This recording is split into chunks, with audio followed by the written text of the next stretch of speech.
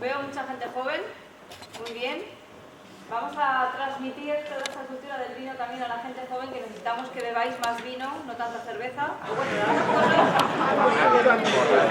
no solo cerveza y de cerveza gin tonic. Vamos a pasarnos al vino también. Sí. Para eso hoy... Ahora sí, buenas tardes a todos. Para eso hoy vamos a ver 4 cositas del vino, algo muy práctico, algo que os podáis llevar a casa, que podáis presumir después con los amigos, sobre la cultura del vino, diferentes regiones, también de nuestro grupo García Carrión, y también 4 nociones de cata, muy simples. García Carrión lo tenemos muy cerca. Por un lado tenemos esta magnífica fábrica de zumo Don Simón, pero el inicio de la familia viene de Jumilla. Es un negocio que ahora mismo está en la 5ª generación llevando esta empresa y viene de Jumilla. Fue el gran salto, lo dimos, bueno, yo no estaba todavía, era pequeñita, pero el gran salto lo dimos en 1982, cuando el Mundial, cuando Naranjito, se creó el vino Don Simón en Brick. ¿Vale? Ese fue el cambio de tamaño total de la empresa. Era una empresa familiar pequeña que siempre se había dedicado al cultivo de los viñedos, a la comercialización del vino, pero a partir de este momento se crea el vino en Brick y es un bombazo en toda España y después en todo el mundo. Eso al jefe también le costó unas cuantas peleas con la familia, porque su padre le decía: ¿tú estás loco? ¿Cómo vas a meter el vino en cartón? Y me parece que estuvo como un par de meses sin hablarle, porque le parecía, bueno, una barbaridad. Pero fue todo un éxito, hubo unas campañas de televisión muy importantes, Vamos a comer con Don Simón, la cancioncilla que se queda muy pegadiza, y entonces a partir de ahí la empresa crece y también se piensa en diversificar. Se crea la división de zumos, en la que hoy en día está la planta más importante, que es esta de aquí de Villanueva. Hay otra planta en Almería y después en Daimiel, en Ciudad Real, hay otra planta de elaboración de zumos, pero esos no son tan buenos como los de aquí, esos son concentrados, ¿vale? Los mejores, a las 1500 hectáreas de naranjos, están aquí en este pueblo. Bueno, decía que la empresa entonces diversifica, crea la división de zumos y además empieza a irse a las principales denominaciones de origen, comprando en... ¿Puedes pasar, por favor? Se compra la bodega Jaume Serra de Cava, se compra Rioja, en Ribera del Duero se construye desde el principio los viñedos, la bodega, una bodega preciosa. Bueno, a día de hoy estamos en 8 denominaciones de origen, las más importantes de España, y además se tienen las plantas de zumo que hablamos.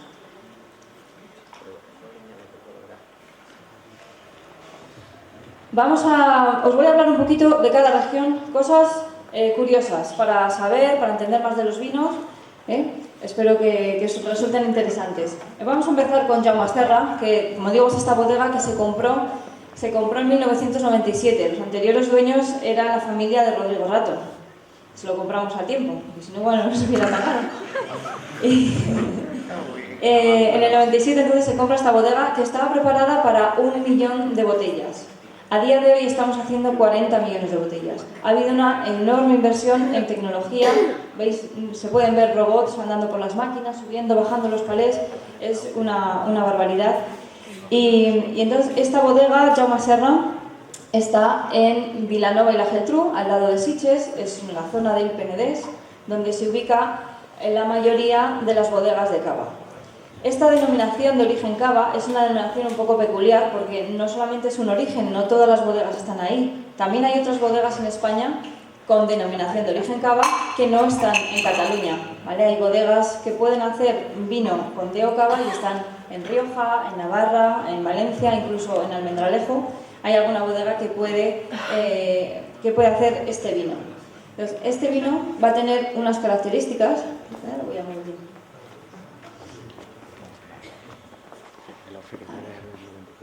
Bueno, este vino tiene, para que se pueda llamar, para que pueda tener la denominación de origen cava, tiene que ser un vino hecho de ciertas variedades de uva.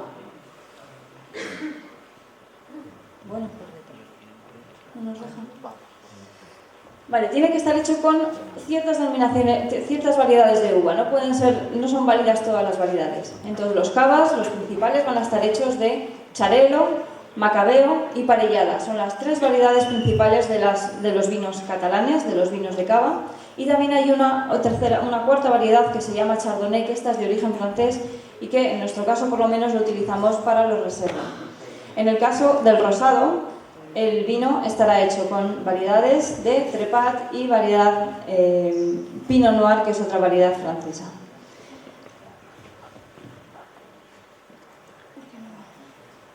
En esta imagen que tenemos es una imagen muy simple para que veamos el proceso de elaboración del cava y así podamos entender un poco también las etiquetas. Cuando se hace la recolección de la uva, que es en el mes, empieza en agosto, ¿vale? En agosto y todo septiembre se está recogiendo la uva se recoge no tan madura como en otras zonas, o no tan madura como para hacer otros vinos, sino que se recoge con una cantidad de azúcar que nos puede dar un grado alcohólico solamente de 10, 10 y medio. Es muy poquito, para beber ese vino estaría demasiado ácido, le faltaría ese alcohol restante, pero es que este vino ahora se va a meter en la botella, una vez que de la uva pasa a vino blanco, se mete en la botella y se le añade azúcar y se le añaden levaduras. ¿Vale? Y estas botellas se ponen en posición horizontal, se cierran con una chapa como la de la cerveza y se ponen en posición horizontal, que es la posición de rima. Es lo que vemos ahí, todas las botellas tumbaditas. En esa posición de rima debe de estar el vino unos 9 meses. Durante ese tiempo, los primeros días, las levaduras consumen el azúcar y al consumir el azúcar producen más alcohol y además producen el carbónico, que es lo que da las burbujas. Por eso el cava tiene burbujas, porque se ha producido la fermentación dentro de la botella y al no poder escapar se ha disuelto dentro del vino. Entonces está 9 meses para un cava joven. Hay cava reserva, entonces tiene que estar 15 meses aquí y un gran reserva tendría que estar 30 meses en proceso de rima. Ya cuando queremos que el vino salga al mercado, entonces tenemos que limpiar esa botella, es decir, esas levaduras que han consumido el azúcar, una vez de que ya no había más azúcar, se quedan como sedimentos. Ahora está la botella con las levaduras dentro. Lo que tenemos que hacer es sacarlas y para ello vamos a ir girando la botella poco a poco, se llama el removido de las lías. Giraremos un poquito, 30 grados, se inclina, 30, se inclina, hasta que consigamos que la botella está de punta, está boca abajo y todas las levaduras se encuentran en el cuello. En ese momento en que la botella está de punta, pasa por una bandeja con un líquido muy frío a menos 25 grados que congela inmediatamente esas levaduras, se queda como un tapón. Podemos poner otra vez la botella derecha y ese tapón se va a quedar ahí pegado arriba. Entonces al pasar por la línea hay un resorte que salta esa chapa y por la propia presión interior que hay en la botella, por ese carbónico, esas burbujas, entonces salta el tapón con las levaduras y se nos queda el vino perfectamente limpio. Ahora sí, se nos va a quedar con un poquito menos de vino del que tiene que tener, porque ha salido, ¿no? Entonces ese lo rellenamos, eso sería el momento del dosaje. Y en el dosaje es cuando decidimos qué tipo de cava va a ser. Si va a ser un Brut Natur, va a ser un Brut, un semiseco.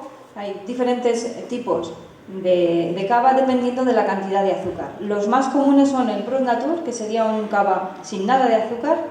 El Brut, que tiene un poquito de azúcar y lo hace muy versátil para diferentes momentos. El semiseco, que ya es más dulce. Es un poco confuso que se llame semiseco porque debería llamarse semidulce, porque tiene más cantidad de azúcar.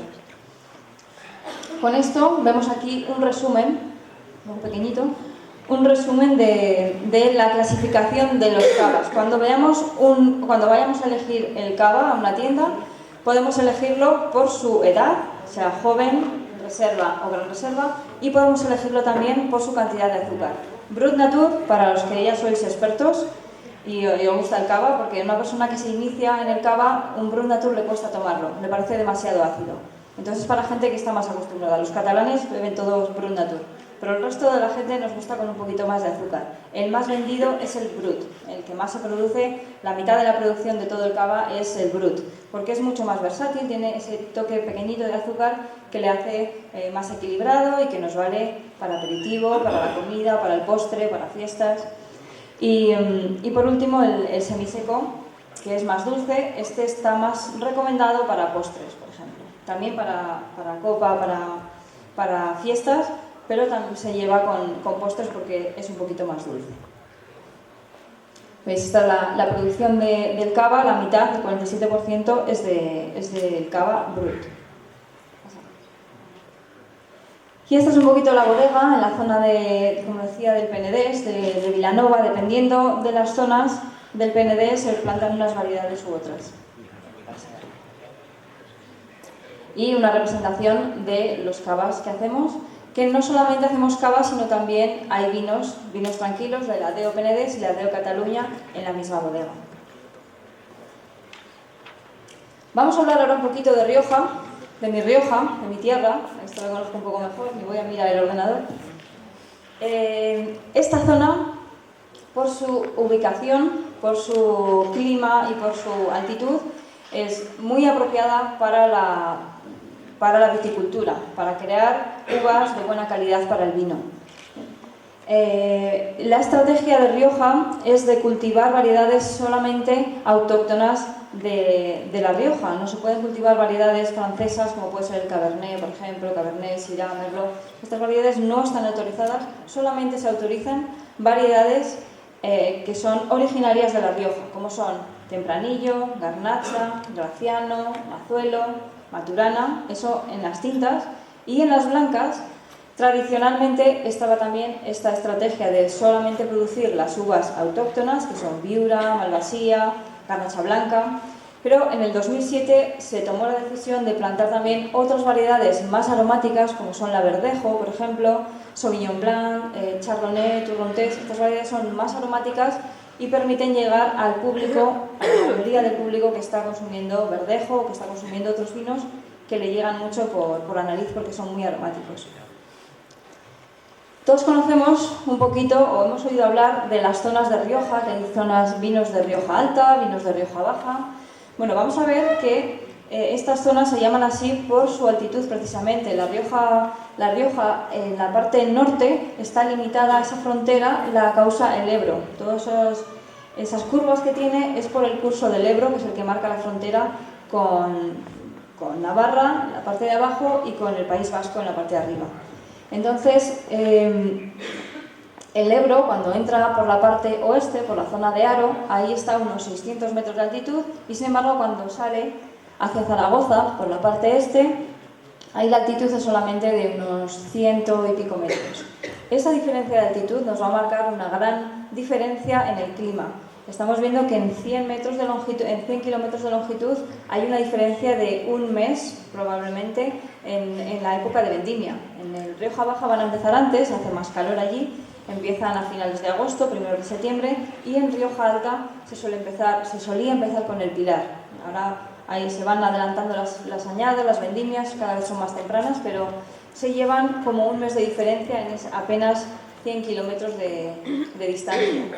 Y esto hace que los vinos sean diferentes también. Los vinos de Rioja Baja son más apropiados para vinos jóvenes, porque tienen menos acidez, porque tienen un poco más de dulzor, tienen más grado también. Y los vinos de Rioja Alta, que tienen más acidez porque el clima es más fresco, son vinos muy apropiados para la reserva, para hacer la crianza en barrica y en botella. Son más del estilo de Burdeos. Vamos a hablar un poquito también de las etiquetas. Esto es interesante conocer.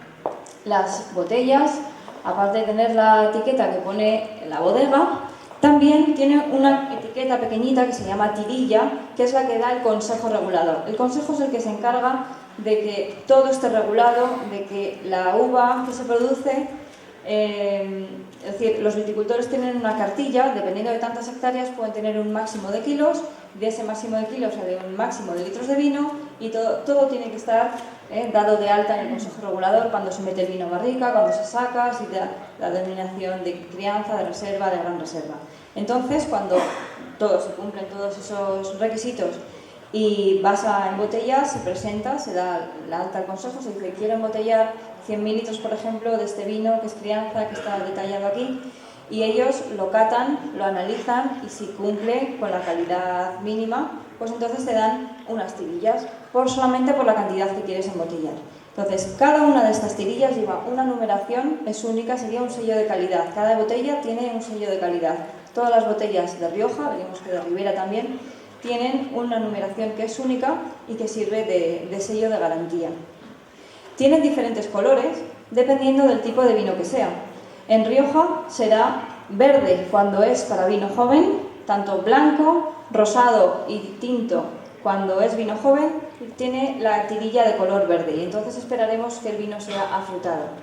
Cuando tiene color rojo, como en este caso, es un crianza. Y crianza quiere decir que es un vino tinto que ha pasado al menos 12 meses dentro de la barrica. Tiene que ser barricas de roble de 225 litros. Además, el vino no podrá salir de la bodega hasta su tercer año, es decir, la cosecha 2012, contamos 3, hasta 2015 no puede salir al mercado. Y de esos 3 años, uno de ellos, 12 meses, tiene que estar en la barrica como mínimo. Puede estar más tiempo. No te exige tiempo de botella, pero sí que 12 meses de barrica por lo menos. En el caso del reserva, este color será marrón y nos dice que tiene que tener también 12 meses de barrica, pero un año más en la bodega. Ese año más en la bodega puede ser en botella, puede ser en depósito, pero el vino está madurando, está redondeando para que cuando llegue al consumidor el vino ya está más fácil de beber. Todos sabemos que el vino tinto en la botella está redondeando, se hace más fácil. Pues este reserva, con tenerlo un año más en la bodega, lo que estamos consiguiendo es que ya salga al mercado listo para tomar. Y en el caso del gran reserva necesitaremos 2 años dentro de la barrica y 3 años de botellas. En total son 5 años en la bodega antes de salir al mercado. Todo esto, claro, va aumentando los costes y por eso pues, los grandes reserva son vinos más caros que el reserva, que el crianza. No tiene que ver, en este caso no tiene que ver con la calidad, tiene que ver con el tiempo de crianza, el tiempo que está en la bodega, el inmovilizado, todo eso va subiendo costes y entonces obviamente estos vinos tienen que ser más caros. Pero no se está diciendo que sea mejor o peor, simplemente la crianza que ha tenido. Tenemos nuestra bodega en La Bastida, que es Rioja Alavesa. Cuando os hablaba de las zonas me he olvidado de una, estaba Rioja Alta, Rioja Baja y Rioja Alavesa, que sería como Rioja Alta, lo que pasa que está al otro lado del Ebro. Es una pequeña franja de Álava que tiene muy buena calidad para elaborar estos vinos de Rioja y entonces se suma a la denominación de origen Rioja. Nuestra bodega está precisamente en Álava, está en La Bastida, pero que son 5 kilómetros o menos, porque está lindando con San Vicente, a la derecha, con Haro, a la izquierda, se llevan un par de kilómetros. Entonces el suelo, evidentemente, es el mismo, pero cambia los límites políticos. Y tenemos vinos como Pata Negra y vinos como Marqués de Carrión, que sería una edición limitada de vinido. Hoy vais a probar todos el Pata Negra. Cambiamos de Rioja, nos vamos a un vino blanco, vino de Rueda, muy famoso, creo que todos lo habéis probado. Ha crecido enormemente en España la demanda de este vino y además es que es el único que se llama por su nombre, se le llama Bonum Verdejo, ¿no? Que es el nombre de la uva. Pocas veces se dice Bonum Tempranillo o Bonum Chardonnay, sino que se dice un Rioja, un Ribera. En este caso se pide por su nombre, la variedad de uva se llama Verdejo, es la más extendida en Rueda. Y además hay otras variedades minoritarias que son Sauvignon Blanc, sería un poquito más cara porque hay poco cultivo, poco rendimiento, y también está la variedad Viola. Estas son las más importantes de la de Rueda.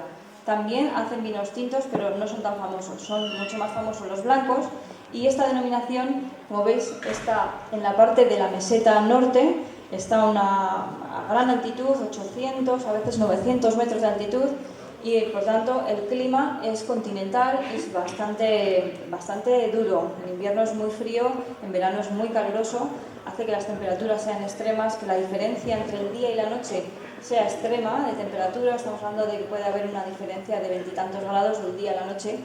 Esa diferencia de temperatura es muy interesante para las uvas porque hace que por la noche se recuperen las uvas, conservan la acidez, conservan los aromas y la piel está un poquito más gruesa, que siempre le aporta más cualidades al vino. Y en esta bodega tenemos 2 marcas principales que son Mayor de Castilla y tenemos también Pata Negra. Pata Negra lo vamos a ver en diferentes denominaciones. Es una marca originaria de Valdepeñas, pero que a partir del año 2013 la hemos extendido a diferentes denominaciones de origen. Esto a través del Tribunal Supremo, porque las denominaciones no aceptaban que hubiera la misma marca en diferentes regiones. Cada una quería tener propiedad de su marca, que fueran diferentes, que se diferenciaran totalmente de otras denominaciones. Y nuestra filosofía o lo que queríamos era ponerlo mucho más fácil al consumidor, porque En el fondo hay millones de marcas. Vas a un lineal, vas a un supermercado y vas a la parte de Rioja o de Rueda y hay miles de vinos que no sabes cuál elegir y acabas eligiendo pues el que conoces. Entonces, de esta manera lo que buscamos es que la gente identifique con Pata Negra un nivel de calidad, de precio, en una categoría de vinos, y de ahí ya elija si quiere un blanco de Rueda, o quiere un Cava, o quiere un Rioja o Ribera. Esa es la idea con Pata Negra, de haberle hecho marca paraguas, que se llama, en diferentes denominaciones de origen. Bueno, y nos vamos a la Ribera del Duero, que está muy cerquita de Rueda, por eso que son dos denominaciones que han ido siempre de la mano, han crecido juntas. Ribera del Duero nació en el 82, Rueda ha nacido en el 80 y han ido creciendo muchísimo las dos. Y Ribera se especializa en vinos tintos y Rueda se especializa en vinos blancos. Por eso que son complementarias y que hay muchas bodegas, entre otras nosotros, que estamos en las dos denominaciones, y te permite a los clientes darles un portfolio completo, con blanco, con tinto y con rosado. Esta denominación, que también está en la meseta norte, otra vez tiene este clima tan extremo, esa diferencia de temperatura entre el día y la noche, que hace que la piel de la uva sea un poquito más gruesa. Y esto es muy importante en esta denominación, en la que la principal uva plantada es tempranillo, pero aquí la tempranillo se llama tinta del país o tinto fino. El tempranillo en España tiene diferentes nombres. Es tempranillo en Rioja, es cencibel en La Mancha, es tinta de toro en Toro, tinta del país aquí. O sea, hay diferentes nombres. En Cataluña le llaman ul de lebre, como ojo de liebre, pero es la misma variedad, con diferentes clones, pero la misma variedad. Entonces, ¿cuál es la diferencia? ¿Cuál es la diferencia de un Rioja a un Ribera? Si la variedad es la misma, si todo es tempranillo. Bueno, pues vemos que el clima en este caso va a ser muy importante, el terroir, que se llama, que es la combinación del clima y del suelo, y esta diferencia de temperatura del día y la noche hace que la piel sea más gruesa y por tanto el vino tiene más concentración, tiene más color y tiene más aroma. Los vinos de Ribera en general son vinos con más cuerpo, los de Rioja pueden ser del cuerpo medio y los de Ribera de gran cuerpo. Se nota en el caso de las carnes, pues para un buen cordero nos tomaríamos un Ribera. Aquí también tenemos un sistema de clasificación del Consejo Regulador con las tirillas, un poco diferente a Rioja, parecido pero diferente, principalmente porque aquí, como no tienen vinos blancos, no se pueden elaborar vinos blancos en Ribera del Duero, solamente tinto y rosado. Entonces hay una tirilla especial para el rosado, que es de color rosita claro, para el tinto es de color púrpura, y aquí en este color púrpura entran los dos tipos de Ribera joven, sería el joven y el roble. El roble entra dentro de la categoría de joven. Después tenemos el color rojo, como en esta ocasión. Este es el roble, tenemos el púrpura. El rojo es para el crianza y otra vez son 12 meses mínimo de barrica y 3 años en la bodega. Y en el caso del reserva marrón, como en Rioja, 12 meses de barrica, 4 años en la bodega. Y el reserva en este caso es así un verde marroncito, y son 2 años de barrica y 3 años de botella.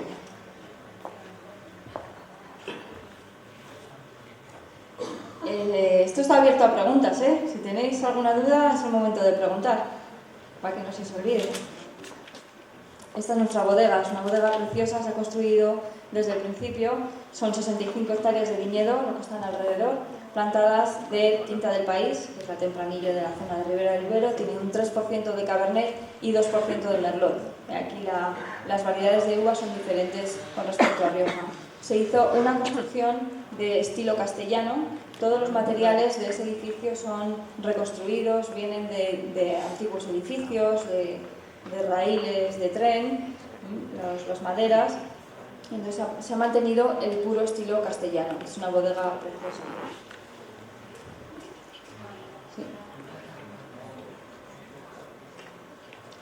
Aquí nuestras marcas principales serán Mayor de Castilla, es Pata Negra también. Mayor de Castilla es el volumen más grande, el precio más económico. Pata Negra es una calidad superior con menos volumen de producción, y después Viñarnay es una edición limitada de ese propio viñedo son 50.000 botellas del reserva, 75 de crianza, o sea, muy poquita producción.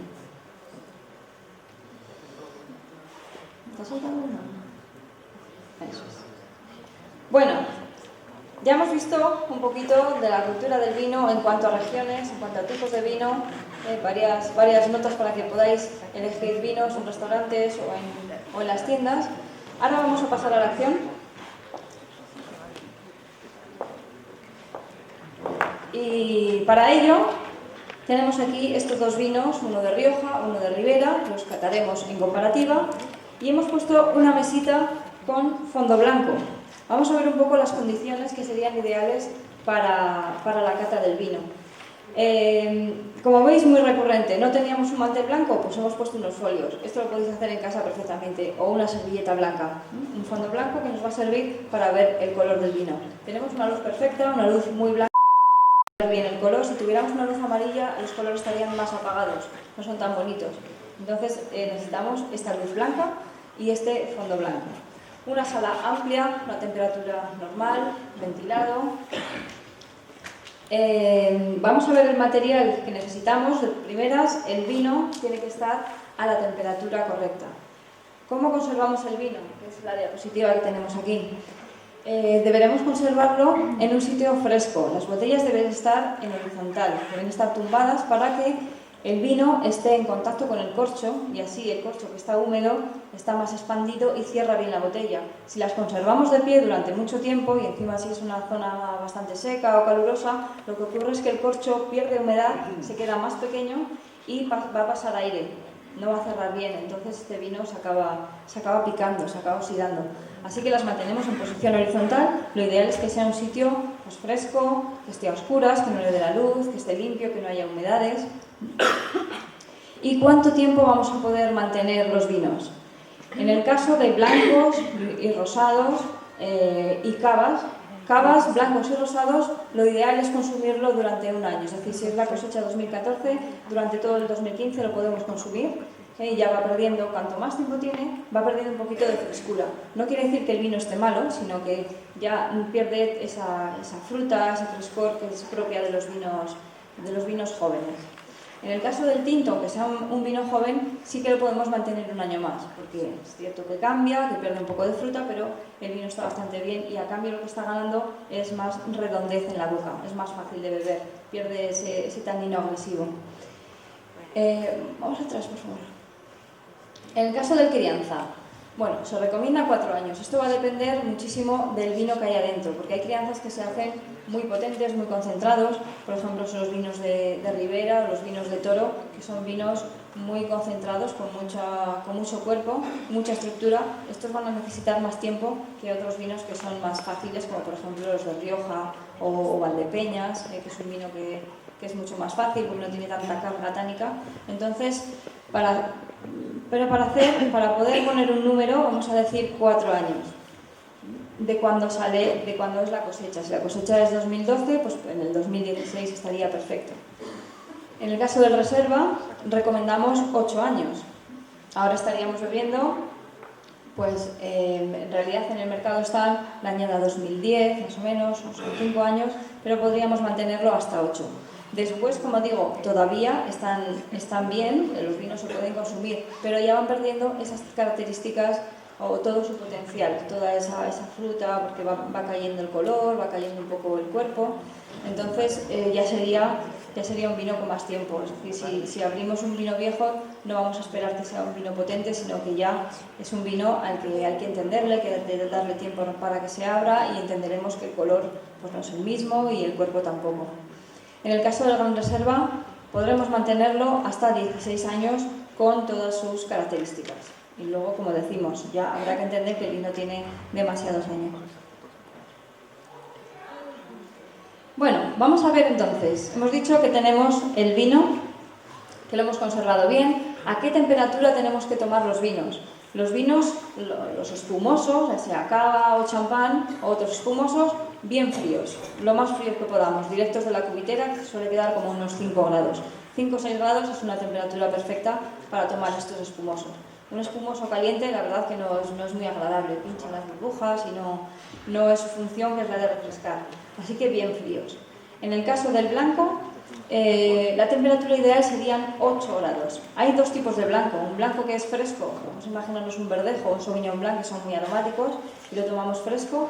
Este 8 grados es su temperatura ideal, porque si lo ponemos más frío como el cava, entonces apenas apreciamos el sabor del vino. Cuanto más frío, menos aromas y menos sabor. Estamos bebiendo algo que nos refresca, pero no lo estamos apreciando. Se recomiendan 8 grados para este tipo de vino. Para los vinos blancos fermentados en barrica, que es otra modalidad de vinos que cada vez se conocen más, estos fermentados en barrica vamos a darles un par de grados más, 10 grados de temperatura, para poder apreciar sus características. En el caso del rosado también, 10 grados para consumirlo. El tinto, dependiendo de su edad, lo consumiremos más fresco o un poquito más caliente. El vino joven sabe mejor un poquito más fresco. 14 grados es una temperatura ideal para un vino joven. Cuando ya tiene un poquito más de tiempo, el crianza, por ejemplo, recomendamos 16 grados y un reserva 18 grados para que saque todos sus aromas y no sea agradable en boca. Reserva 18. Yo no suelo recomendar más temperatura que esta porque al final resulta un poco pesado. Cuanto más caliente está, pues sale más el alcohol, entonces huele más alcohol que a fruta, por ejemplo. Importante, cuando decimos el tinto, tomarlo a temperatura ambiente es la de la bodega, no la del restaurante, que a veces el restaurante lo tenemos a 25 y el vino está ahí apoyado, entonces nos lo sirven caliente y no nos gusta. Hay mucha diferencia de tomar un vino a su temperatura ideal a tomarlo pues demasiado frío o demasiado caliente. Parecen dos vinos totalmente diferentes. Entonces, recordad, la temperatura ambiente, pero de bodega, 16 grados. Bueno, pues ya tenemos la botella. Vamos a abrirla. Ahora sí que el micro. Hay varios tipos de sacacorchos. A mí el que más me gusta es este que se llama de 2 tiempos. Se llama de 2 tiempos porque tiene una parte que vamos a apoyar primero y tenemos la otra ya para sacar de todo el corcho. Hay unos que son así que parecen un hombrecito, esos, bueno, pues son monos pero no son tan útiles. Este, a mí personalmente, yo es el que os recomiendo, que se llama de 2 tiempos, es el mejor para abrir y tiene además un cuchillito que nos va a servir para cortar la cápsula. Y he preguntado la diferencia que últimamente estamos observando que le están poniendo a la botella tapones de plástico. Si eso le perjudica a los buenos vinos o es igual que tenga corcho que plástico. Ahora saco el corcho y hablamos de los corchos. Vamos a cortar la cápsula primero. Con este cuchillito tenemos que cortar la cápsula por debajo del gollete. El gollete es el arito este de vidrio también que nos sirve para el goteo y también para poder coger la botella. Entonces se corta, en este caso, en esta botella es fácil, no se puede cortar por encima, solamente por debajo. Pero sí que hay muchas botellas y se están cortando por encima. Lo ideal es cortarlo por debajo, porque de esta manera después, a la hora de servir el vino nunca va a tocar la cápsula, solamente toca el vidrio, que es lo que está limpio. No queremos que toque la cápsula. Si se corta más arriba, al final el vino al caer va a tocar la cápsula y no sería del todo limpio. Vale, así que cortamos por debajo. Y ahora ya. La hélice del corcho lo vamos a clavar en el medio y bien fuerte. ¿Vale? Nos apoyaríamos, en este caso lo hacemos así para verlo mejor. Se clava bien en el medio y fuerte para que no se mueva. Y giramos, intentaremos no traspasar el corcho para que no quede ninguna virutita, ningún polvo de corcho en el vidrio. Entonces ahora, como os decía, que tiene 2 tiempos, apoyamos el primero, se saca un poco y después se apoya el segundo paso, ¿vale? Y se saca, intentamos no hacer ruido. Para la fiesta, yo sé que siempre hago ruido, me gusta hacer ruido, pero los sumilleros no hacen nada de ruido, tienen que sacar súper suave. Vale, ahora tenemos el corcho. Y cuando es corcho natural del alcornoque, cuando no es de plástico, lo que hacemos es olerlo por la parte lateral. Se huele y aquí lo que estamos buscando es ver si el corcho está correcto o, sin embargo, tiene algún aroma que nos puede estropear el vino. Si el corcho apenas nos huele o es algo muy neutro, igual un poco dulcecito, entonces el corcho va a estar bien. ¿Cuándo está mal? Cuando huele a humedad. Si el corcho huele a humedad o a veces si ha pasado vino, primero veremos que está limpio. Veis que aquí no hay nada de vino por el lateral, solamente hay vino por lo que ha estado en contacto con el vino, que es lo que tiene que ser. Pero si tuviéramos por aquí manchas de vino, alguna raya, quiere decir que ese vino ha traspasado el corcho y puede ser que el vino dentro de la botella esté un poco oxidado, igual esté un poco picado. Aquí vemos que está limpio, entonces olemos el lateral y no huele a nada especial, no es intenso el olor, entonces decimos que el corcho está bien. Cuando es intenso, cuando huele a humedad, entonces ese es el olor típico de corcho, que se llama, el compuesto que lo forma es el tricloronisol, TCA que se llama, y da un olor como a humedad. Entonces, con relación a los corchos, hay corchos sintéticos, hay vinos que están tapados a rosca cada vez más. No tanto en España, no se ve en España, pero sí en el extranjero. La mayoría de los vinos están cerrados a rosca y además es que lo piden así, no quieren este tapón, sino quieren la rosca para no necesitar sacacorchos y poder cerrarlo perfectamente y meterlo otra vez a la nevera. Entonces, ¿cuál es la diferencia de los corchos? ¿Cuál recomendamos para uno y para otro? Por ejemplo, nosotros en el blanco, estos blancos de rueda, van todos con tapón sintético. Es un tapón que sirve perfectamente para los vinos jóvenes, que van a estar poco tiempo en la botella. No son los vinos de guarda, no son crianza, no son reserva. Pueden estar un año, la botella puede estar un año, no pasaría nada porque estuviera un poco más. Pero son tapones que son muy limpios, que nunca nos van a dar ese olor a corcho y que mantienen muy bien las propiedades frescas del vino, el sabor afrutado. Entonces, yo personalmente recomiendo esos corchos para vinos jóvenes. Lo mismo que la rosca, el tapón de rosca me parece un cierre muy cómodo y que no le dan ningún... Es decir, no es malo para el vino, ni es malo ni bueno, es un buen cierre. Después, en los tapones que provienen del corcho, habría diferentes tipos de tapones. Son los tapones de una pieza, el corcho natural que se llama, que sería una pieza, es decir, de la plancha del alcornoque se sacan bocados con forma cilíndrica, con la forma del corcho, eso sería un corcho natural. Después hay corchos microaglomerados, como en esta ocasión, son trocitos de corcho, cuando sacamos esos bocados, lo que queda de fuera, pues todo eso se hace como virutas, se hace trocitos pequeños y después se juntan para formar estos corchos que se llaman microaglomerados, que son más económicos que los anteriores. Y este en concreto tiene una marca que se llama Diam. Los tapones Diam son tratados especialmente para que no haya ese problema de corcho que hemos hablado. Esos TCAs no aparecen en este Diam. Entonces, aunque es un microaglomerado que quizá no tiene el caché que tiene un corcho natural, sí que nos da más fiabilidad que ese corcho natural, porque está tratado y hay un 0% de probabilidad de TCAs en este tipo de corchos. Y cierran perfectamente, para un crianza es perfecto. Y después el corcho natural pues se suele utilizar para los vinos que ya van a tener más tiempo de botella, para los vinos de reserva o gran reserva, que sí que están en botellero pues los años que queramos. Bueno, ¿qué más necesitamos? Necesitamos una copa. ¿Cómo tiene que ser la copa? La copa, cuanto más fino es el cristal, mejor sabe, pero esto es para el vino, para el zumo, para el agua, sabe mucho mejor la percepción con el cristal fino que el cristal grueso. Esta copa tiene tres partes, tiene la tulipa o el balón, tiene el tallo y tiene el pie. ¿Cómo tiene que ser el balón? Bueno, para cata, esta es una buena copa, ¿vale? Para catar porque tiene bastante tamaño, nos va a permitir captar los aromas, nos permite inclinar y ver el color, nos permite agitar, entonces es un buen tamaño. ¿Pueden ser más pequeñas? Desde luego, puede ser más pequeña y sería más práctico para se rompe menos, caben en lavavajillas, esto es más para lavar a mano, pero para catar es muy interesante este tamaño de copa. ¿Cómo se coge la copa? Vamos a ver que la copa, vamos a servir primero. La copa la hemos traído, en este caso la hemos traído directo de la caja, de su caja de cartón, entonces tiene un pequeño olor a cartón. Eso lo tenemos que quitar para que huela bien el vino. Y nosotros lo que hacemos, yo lo recomiendo, yo siempre lo hago, es envinar la copa.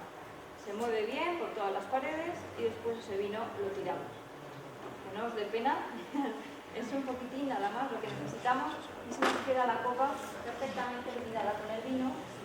Ahora ya solamente huele a vino, no huele a ese polvo a veces nos huele, si lo tenemos en el armario tiene cierto olor, o la caja de cartón, o simplemente porque ha tenido otro vino, entonces se envina la copa y ya la tenemos limpia perfectamente con el vino que queremos catar. Ahora tenemos que llenar la copa. ¿Cuánto vamos a llenar la copa? Se llena siempre hasta la máxima amplitud de la copa. Este es el punto más ancho de la copa y se tiene que llenar hasta ahí porque de esta manera hay más contacto con el aire. El vino necesita aire para sacar esos aromas, necesita contacto con el oxígeno para que se volatilicen los aromas. Entonces, cuanto más superficie tenemos de contacto, más aromas va a desprender, más podemos oler. Así que se llena hasta esta máxima amplitud. Hay diferentes tipos de copas, cada una se recomienda para un tipo de vino diferente, pero siempre haremos esto. Llenarlo hasta su máxima amplitud.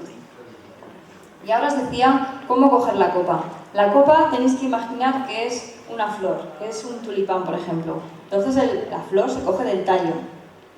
No la cogemos de arriba, de la tulipa no la cogemos porque si estamos así, normalmente el vino lo tomamos con un poquito de jamón, con un poquito de queso y tenemos las manos grasas y todas esas huellas se nos van a quedar en la tulipa. Y queda, por un lado queda feo, por otro lado, cuando inclinamos para ver el color, pues esa copa está manchada y además estamos calentando el vino, que está ya sabemos la temperatura que hay que servirla.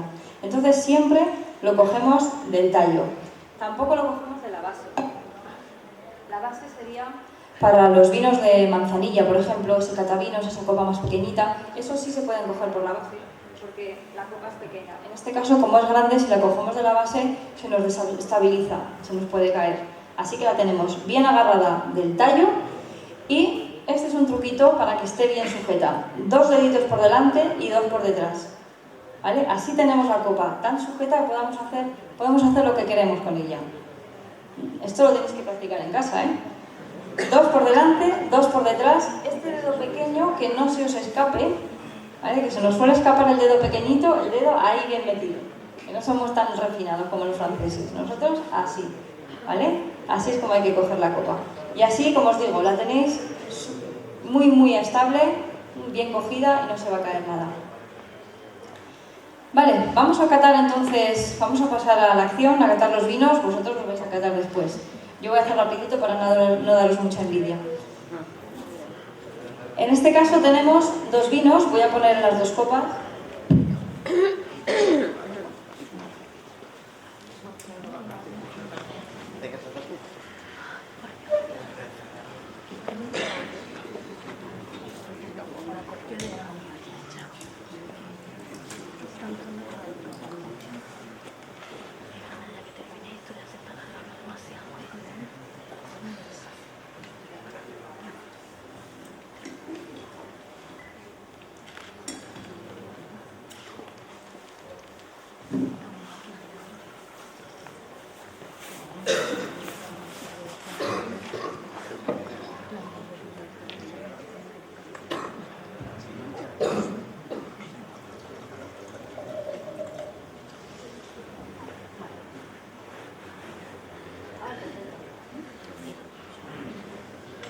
A ver si logramos sacar el color, ¿no? Ahí en la cámara. Vale, hoy lo que tenemos, entonces, para comparar, son un roble de Ribera y un crianza de Rioja. Inclinamos las copas.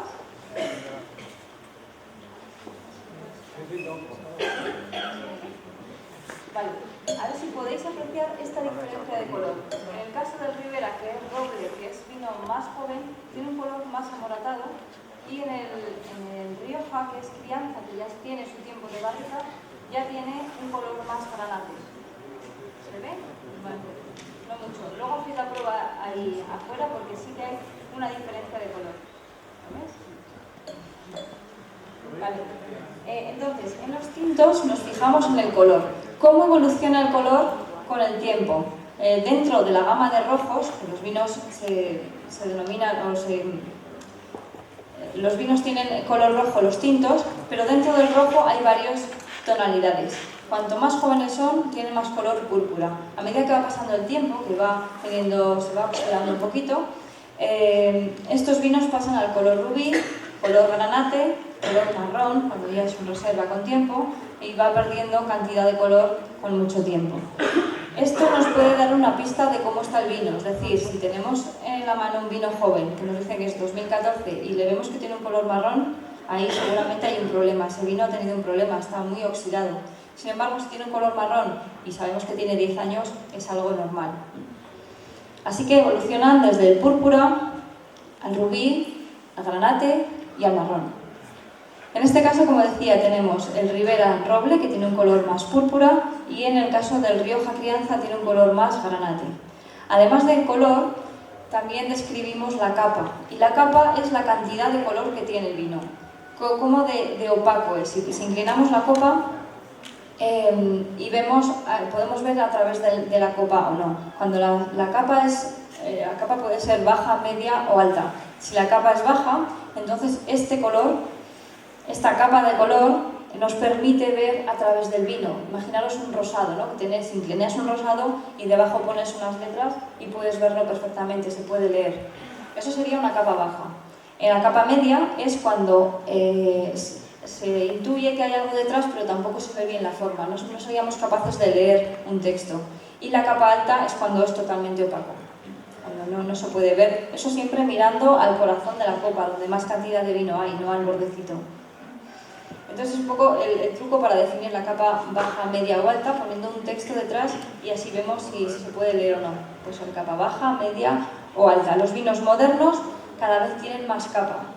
Antes los vinos tenían mucho menos color, tenían menos graduación también, y a día de hoy los vinos más modernos, los que más se puntúan por las revistas o los parques, etcétera, pues tienen más cantidad de color, tienen más grado alcohólico, tienen más fruta, tienen más madera, tienen más de todo, tienen mucho más de todo. Estos son los vinos modernos. Vale, hemos visto el color, vamos a ver la nariz. Vamos a oler el vino en dos etapas. Primero a copa parada, sin agitar el vino. En este momento lo que apreciamos es la intensidad aromática, cuánto huele el vino, y además apreciamos los aromas primarios, que son los que nos permiten diferenciar variedades. Imaginaros la uva moscatel, todos creo que seremos capaces de reconocer un vino de moscatel, porque es muy típico, ¿verdad? Ese aroma. Eso sería un aroma varietal, un aroma primario. En el caso del tempranillo suelen ser aromas frutos rojos, en el caso del cabernet es el pimiento verde. Esa es la primera fase de olfacción, a copa parada. Y después se agitamos, y al agitar lo que estamos consiguiendo es que se mezcle con el oxígeno, que salgan más aromas, que se volatilicen los aromas. En este momento podemos apreciar que hay más intensidad aromática y han cambiado un poquito los aromas. Ahora sacamos los aromas secundarios, que son los que se producen en la fermentación. Durante la fermentación alcohólica y la fermentación maloláctica, hay dos fermentaciones, se producen compuestos, las levaduras están consumiendo el azúcar, están produciendo otros compuestos que tienen ciertos aromas. Y estos aromas no es que se le añadan al vino. Cuando decimos que un vino huele a fresa o que huele a plátano o huele a piña, no es que se le haya añadido esa fruta o ese aroma, simplemente que la levadura ha producido un compuesto que es exactamente el mismo que tienen esas frutas y por eso nos huele a esas frutas. Pueden ser aromas de fruta, pueden ser aromas de yogur.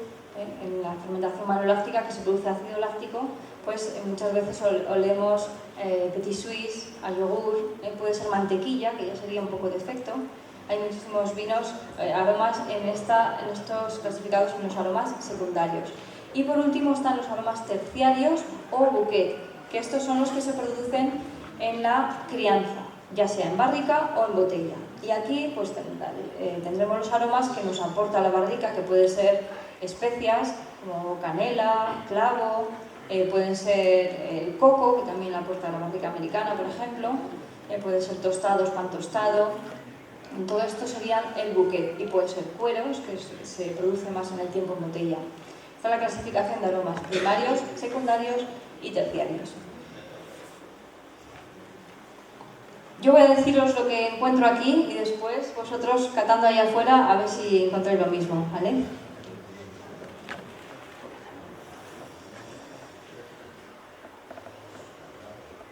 En este Ribera Roble hay mucha intensidad de fruta. La fruta de este tempranillo son frutos del bosque principalmente, estamos hablando de moras, estamos hablando de frambuesas, pero es una fruta además madura, porque esta fruta, si hablamos de frutos rojos, pueden ser más ácidos o pueden ser más dulces. En este caso los encuentro más dulces, como si fuera una mermelada de estos frutos rojos. Y además tiene un fondo suavecito como de vainilla, que proviene de los 3 meses que ha tenido en crianza. Y esto además, cuanto más tiempo pasa en la copa, cuanto más lo estamos agitando, más aromas vamos a captar y vemos cómo van cambiando. Por eso también nos pasa que a veces el vino cuando mejor está es cuando se está acabando, ¿no? Cuando estamos llegando al postre, cuando queda un poquito de la botella, es cuando mejor está el vino. Y es por esta misma razón, porque ya se ha oxigenado totalmente y ya nos está mostrando todos sus aromas. Vamos a ver el crianza. En crianza le noto más intensidad aromática que la anterior. Y en este caso lo que más me resalta son los aromas terciarios, el bouquet, ¿vale? Este huele bastante a barrica. Tiene aromas especiados y en este caso le noto también un poco de reducción de botella. Creo que el vino ha pasado bastante tiempo en la botella.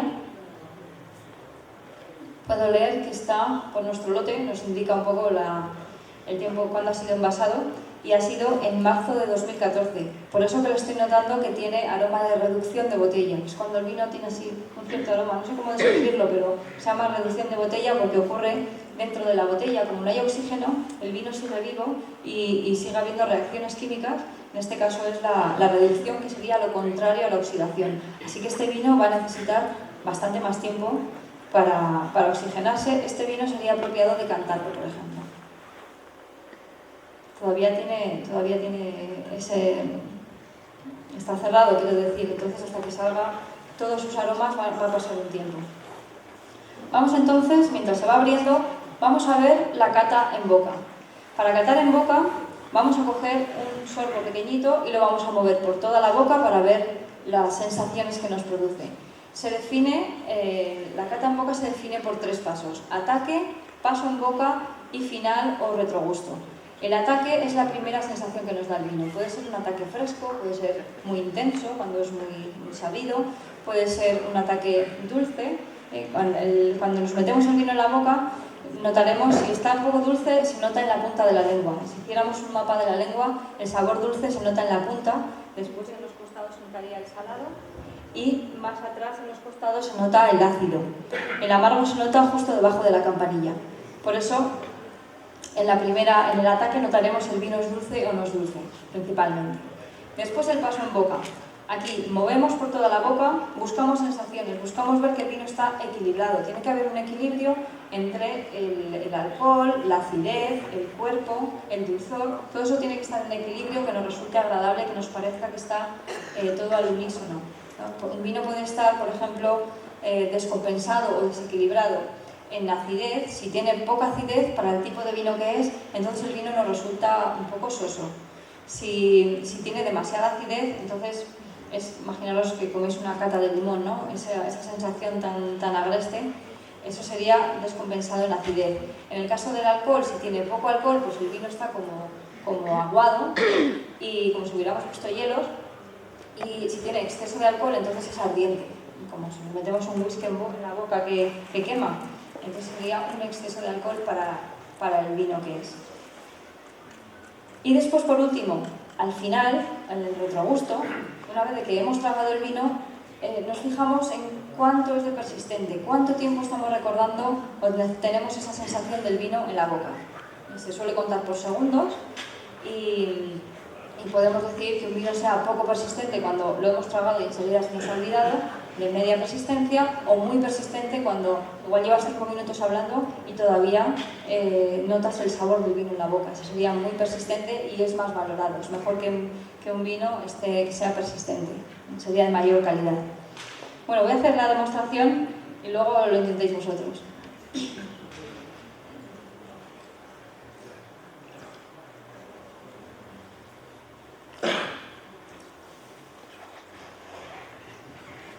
Este ruidito no es falta de educación, ¿eh?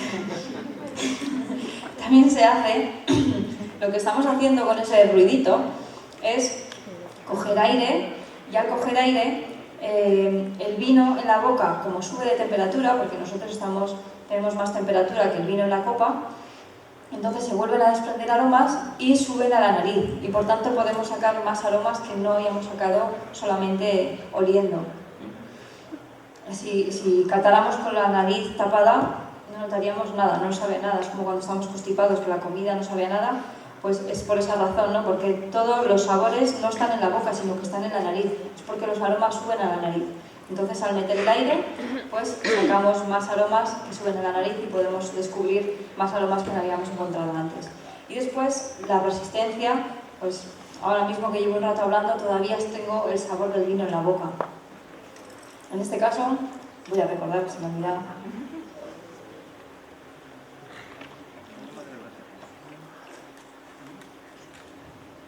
Es un vino fresco, se nota la acidez, pero es una acidez que da ese frescor. Está muy bien equilibrado, lo noto redondito, no tiene taninos. En el caso del vino tinto es muy importante fijarse en los taninos porque nos van a dar ganas de tomar más o de no tomar más. Estos taninos que provienen de la piel de la uva y provienen también de la pepita pueden ser suaves cuando se ha cogido la uva madura y cuando ya tiene un tiempo. Entonces estos taninos son suaves y lo que hacen es dar estructura, le dan cuerpo al vino, es un vino mejor. Sin embargo, si se cogen antes de tiempo, si están verdes o no se ha madurado bien la uva, entonces estos taninos son secantes, nos dejan la lengua muy áspera, toda la boca muy áspera, y eso no es agradable. Ese vino va a necesitar mucho más tiempo de botella para redondear los taninos. ¿Y por qué ocurre que los vinos tintos mejoran en la botella? Es que estos taninos son moléculas pequeñitas que están sueltas en el vino y con el tiempo de botella lo que hacen es juntarse unas con otras, se hace una molécula más grande de tanino y este tanino no reacciona en la boca, no hace que nos precipite la saliva, no se queda seca, se queda mucho más suntuoso, más agradable para tomar. Es por eso que se dice que los vinos tintos mejoran con el tiempo en botella, porque los taninos van juntándose y van redondeando. Vale, pues este vino lo que esperábamos es que fuera un vino, este vino puede ser para tomar por copas perfectamente, porque es un vino joven pero con un toque pequeñito de roble, esos 3 meses. Entonces no estamos esperando un vino complicado, un vino demasiado complejo, sino fácil de beber, con fruta y que nos sepa agradable. Vamos al crianza. Parece que va abriendo, pero todavía le cuesta bastante, ¿eh? Este va a necesitar tiempo. Vamos a ver en boca.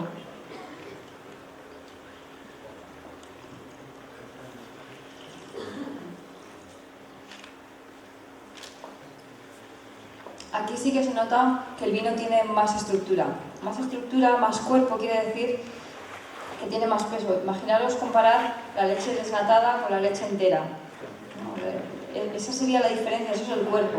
Desnatada, semidesnatada o entera, que notáis vosotros que una es más ligerita y el otro tiene más consistencia, ¿no? Pues eso es el cuerpo del vino también. Este tiene buenos taninos, aparte de porque se los ha dado la uva, también ha tenido su tiempo en barrica, ha tenido 12 meses de barrica y la madera también le está aportando taninos. Es un vino que tiene más estructura, que está más presente en boca. Por el tiempo que ha tenido ya de botella, están muy pulidos, es decir, no se nos seca la boca para nada, están muy suave, muy redonditos y tiene mucho frescor. Es un crianza de Rioja Alta que nos da ese frescor que permite envejecerlo más tiempo en botella. Y entonces este vino nos está pidiendo una parte de ese corderito que nos han cocinado antes. Creo que con la hamburguesa iría bastante bien.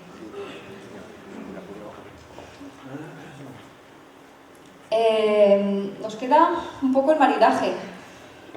Los vinos, como todos sabemos, son muy personales, depende de nuestros gustos, no es que sea uno mejor que otro, desde luego que sí que hay calidades, que hay vinos que son mejor o peor, pero después, dentro de una misma calidad, ahí depende mucho de nuestro gusto y no tenemos que tener ningún miedo en decir que nos gusta este o el otro, porque eso es muy personal y nadie puede quitar el que guste este o el otro. Lo que sí que es cierto también es que los vinos, depende del momento donde lo tomes, te va a gustar más o menos. Así como la temperatura del vino puede cambiar totalmente la percepción de este vino, el momento que lo tomes también, porque si tomamos por ejemplo un reserva o un gran reserva, tomamos de aperitivo, nos resulta demasiado fuerte, nos está pidiendo que le acompañemos con algo de comida.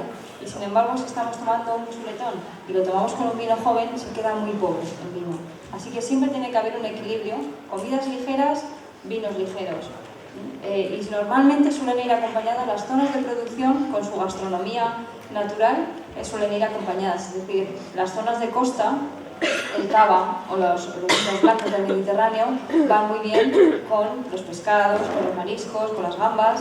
En el caso de tierras más de dentro, más interiores, en Ribera del Duero, por ejemplo, lo típico de esa zona es un lechazo, es el cordero que va muy bien con los vinos tintos. Hoy, con lo que se está maridando, pues hemos traído estos vinos de Rioja y de Ribera para poder maridar con el cordero, porque van a ir muy bien equilibrados, ¿eh? Los dos tienen esa parte de tener el mismo peso completo. Si tomamos, imaginaos tomar una carne roja con un vino blanco, se queda muy pobre, no apenas tiene sabor, sabe mucho más la carne. Entonces es importante que aquí mantengamos el equilibrio entre la comida y el vino. Y yo creo que igual todos tenéis un poco de hambre, tenéis sed, os hemos estado dando envidia con la comida, con los vinos, así que vamos a ir. ¿Y tenéis frío alguno?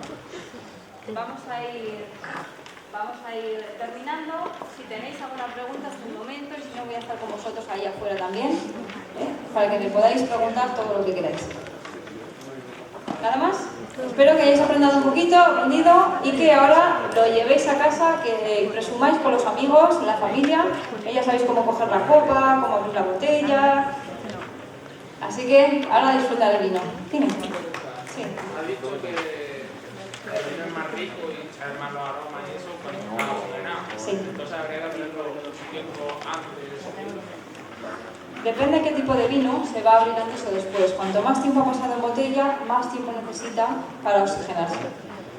Normalmente abrimos la botella y decimos, ¿cuánto la abrimos? ¿Media hora antes? ¿Una hora antes? Si la abrimos una hora antes y la dejamos tal cual, el vino no se oxigena, porque el único contacto que tiene con el aire es esta sección, eso del cuello, es muy poquito, no se va a oxigenar, aunque permanezca 3 horas abierto. Entonces, si es un reserva, o como este crianza que tiene mucho tiempo de botella, va a necesitar que lo pasemos a un decantador que ya tiene mucho más espacio para la oxigenación de contacto con el aire. Más viejo sea, más tiempo necesita, entonces el decantador. Eso es, cuanto más tiempo pasado en botella. Y luego también depende de la estructura del vino. Hay vinos que son muy concentrados, los vinos de Toro, algunos de Ribera. Esos se reducen, tienen más posibilidades de reducirse porque tienen mucha estructura. Sin embargo, los que son más finos, enseguida se abren. Si el vino lo tienes en un sitio fresco, pero le da un poco de luz de la calle al abrir puertas y eso es malo. Bueno, lo ideal es que la temperatura sea estable, lo más estable que podamos. Lo que no va a ser nada beneficioso para el vino es que lo tengamos, por ejemplo, en el garaje, en el que en invierno puede bajar a 5 grados y en verano a 40. Eso va a ser muy malo para el vino. ¿Y qué le pasa al vino cuando tiene un golpe de calor de estos? Pues que envejece 10 veces más rápido. En vez de tener una vida de 2 años, en 6 meses se te ha estropeado el vino, se queda muy marrón. Entonces lo ideal es que la temperatura sea constante, no tanto que sea 14 grados exactamente, sino que sí que sea constante. Pueden ser 16, pueden ser 18, pero la mantienes ahí. Así que si estás abriendo, cerrando y hay cambios de temperatura y encima le da la luz, no es el mejor sitio. Pero si está el ladrillo lo conserva, ¿no? El ladrillo que va a para la botella. Sí, bueno, ahí desde luego sí, está bien conservado, pero tienes que asegurar que el sitio está, cuanto más cerrado mejor, que no está abriendo y cerrando todo el rato. ¿Vale? ¿Vamos a probarlo? Sí. Vámonos. Bueno, muy bien, muchas gracias.